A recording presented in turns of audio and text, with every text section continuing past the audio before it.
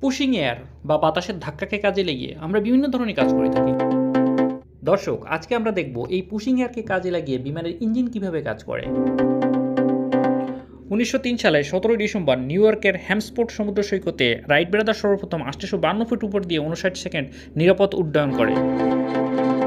Right brother ব্যবহার করেছিলেন 4 সিলিন্ডারের 12 হর্স পাওয়ারের দুটি পিস্টন ইঞ্জিন। 1737 সালে জার্মান বিজ্ঞানী sir Frank Whittle jet engine আবিষ্কার করে এভিয়েশন সেক্টরে একটি বিপ্লবের সূচনা করেন। The engine which convert chemical energy into physical thrust is called jet engine. এক কথা বলতে গেলে যে ইঞ্জিন ফুয়েলকে বার্ন করে ফিজিক্যাল থ্রাস্ট বা বাতাসের ধাক্কা তৈরি করে তাকে আমরা জেট ইঞ্জিন বলি। এখন আমরা দেখব এই জেট ইঞ্জিন কীভাবে তার এই প্রক্রিয়াটা সম্পন্ন করে। According to Newton's third law, every action has an equal and opposite reaction.